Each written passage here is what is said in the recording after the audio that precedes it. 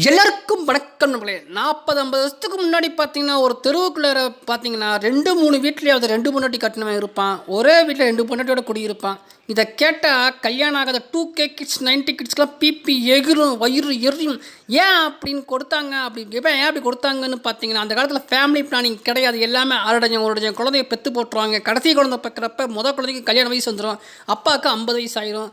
இனிமேல் நம்ம ஒவ்வொரு பிள்ளையும் கல்யாணம் பண்ணி காசு சம்பாதிச்சு கல்யாணம் பண்ணுறது ரொம்ப சிரமம் அப்படின்னு சொல்லிட்டு பக்கத்தில் இருக்கிற அத்தை பையன் மாம்பையன் ஒன்று கொடுத்து 2 கொடுத்து பட்டப்படி யாராவது கையில் பிடிச்சி கொடுத்துருவோம். அப்படி ஒரு பிள்ளைய கல்யாணம் பண்ணி கொடுக்குறப்ப அந்த பிள்ளைக்கு 2-3 வருஷம் குழந்தை இல்லை அப்படின்னா உடனே மாமா வீட்டில் வந்து மாப்பிள்ளை மனசுக்கு சலிச்சுக்குவாப்பில்.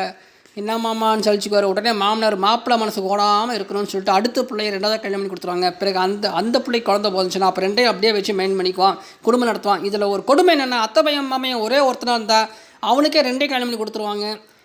அவன் தலையில் 2ஐயும் கட்டி வச்சுருவாங்க. ஏன் இப்படி நடந்துச்சு அப்படி பார்த்தீங்கன்னா அப்போ நவீன மெடிக்கல் வசதியெல்லாம் கிடையாது, டெக்னாலஜி டெவலப்மெண்ட் கிடையாது, இந்தளவுக்கு சட்டத்திட்டங்கள் கிடையாது, படிப்பறிவு கிடையாது, பகுத்தறிவும் கிடையாது. கிடைச்ச வாழ்க்கை யதார்த்தமாக வாழ்ந்துட்டு இருந்தாங்க. எல்லாமே கிடைச்ச வாழ்க்கை டெவலப் வச்சு வாழ்ந்துட்டு போயிட்டாங்க. ஆனால் இப்போ கல்யாணத்துக்கே பொண்ணு கிடைக்கிறது என்பது ரொம்ப சிரமமான விஷயம். மென்று தின்னு தண்ணி குடிக்க வேண்டியதாக இருக்குது. ஏன்னா இப்போ படிப்பறிவு பெருகிச்சு, பகுத்தறிவு பெருகிருச்சு, நவீன டெக்னாலஜி பெருகிருச்சு, மெடிக்கல் வசதி பெருகிருச்சு, சட்டத்திட்டங்கள் எல்லாத்துக்கும் எல்லாமே தெரியும். யாரையும் ஏமாற்ற முடியாது. இப்போ ராகுல் சொன்ன மாதிரி இன்னொரு நைட்ரஜன் குண்டு இருக்குது. அது என்னென்னா இப்போ கடைசியாக எடுத்த சர்வே படி 18 வயசுக்கு மேலே 30 வயசுக்கு உள்ளே இருக்கிற பசங்களை விட பொண்ணுங்க 2 லட்சம் பேர் குறைவாக இருக்காங்க.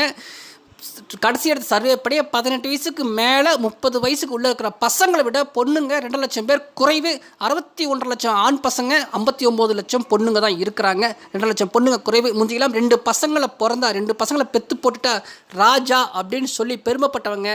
ஆனால் இப்போ அந்த ராஜா கடைசி வரைக்கும் நான் ஒரு ராசி இல்லா ராஜான்னு பாட்டு பாடிட்டு போக வேண்டியதுதான். ஏன்னா ராணி அமைது ரொம்ப கஷ்டம். ஏற்கனவே கல்யாணமாகாத 40 பசங்க ஏராளமான சிங்கிள் பசங்க, நாங்கள் சிங்கிள் பசங்க என்று பாட்டு பாடிட்டு இருக்கிறாங்க. அதில் மேலும் எரியிற கொல்லியில் எண்ணெயை ஊற்றுற மாதிரி 2 லட்சம் பிள்ளைங்க கம்மின்னு ரிப்போர்ட் வந்திருக்கு. ஒருவேளை அந்த காலத்தில் டவுரி கேட்டு, அதாவது வரதட்சணை கேட்டு பொண்ணுங்களை வரதட்சணை கேட்டு பொண்ணுங்களை கொடுமைப்படுத்தியதால் ஆண்டவன் பிள்ளைகளை கம்மியாக படைச்சிட்டானோ அப்படின்னு சில பேர் சொல்கிறாங்க. இப்போ ரீசெண்டாக பையனை மட்டும் பெற்று போட்டுட்டு ஃபேமிலி பிளானிங் பண்ணுறவங்க, ஃபேமிலி பிளானிங் பண்ண கையோட உங்கள் பையனை கூட காசியில் கூட விட்டு வந்துருங்க. அப்படியே நான் கடவுள் ஆரியா போல் ஆயிரட்டும். இல்லாட்டினா அப்துல் கலாம் ஐயா, வாஜ்பாய் ஐயா, காமராஜர் ஐயா இவங்கெல்லாம் இருந்தாங்க அப்படின்னா இவங்கிட்ட கூட உங்கள் பையனை சிஷியனை சேர்த்து விட்டுறலாம். ஒரு ஊரில் ஒரு கோயிலில் சாமிக்கு அபிஷேகம் பண்ண தலைவர் முடிவு பண்ணி ஒவ்வொரு குடும்பத்துலேருந்தையும் ஒவ்வொரு குடம் பால் கொண்டு கோயில் தொட்டியில் ஊற்றுங்க அப்படின்னாங்களாம். ஒரு குடும்பத்தில் என்ன சொன்னாங்களா, பிளான் பண்ணாங்க, நாம் ஒரு குடம் தண்ணி கொண்டு ஊற்றிடலாம், யாருக்கு என்ன தெரிய போகுது அப்படின்னு நினச்சிட்டு ஒரு குடம் தண்ணி கொண்டு ஊற்றிட்டாங்களாம்.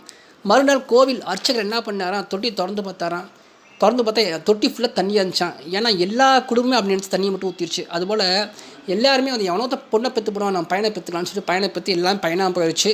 அதுபோல் நம்ம பையனை பெற்று ஏதோ ஒரு பிள்ளைய கல்யாணம் பண்ணி ஊரான் சொத்தெல்லாம் வளைச்சி போட்டலாம் என நினைத்து பையனை மட்டும் பெற்றவங்க இனிமேல் நீங்கள் ஏஐயில் தான் பொண்ணு ரெடி பண்ணணும். ஆமாம், இனிமேல் 2 லட்சம் பொண்ணுங்க குறைவாக இருக்குது, 2 லட்சம் பசங்களுக்கு ஏஐயில் தான் பொண்ணு பாருங்கள். ஏஐ பொண்ணுங்களாக சீக்கிரம் புக் பண்ணுங்க, இல்லாட்டா அது ரொம்ப சிரமமாக ஆகிடும். அந்த காலத்தில் தாத்தன் பூட்டனெல்லாம் 3 நாள்னு வாழ்ந்து 3 நாள்னு வாழ்ந்துட்டு 3 நாளை கட்டி சந்தோஷமாக போயிட்டாங்க. இப்போ ஒன்றை கட்டுறது மென்று தின்னு தண்ணி குடிச்சு வழி இல்லாமல் ரோலோ அடைய வேண்டியதாக இருக்குது. நன்றி, வணக்கம் மகளே.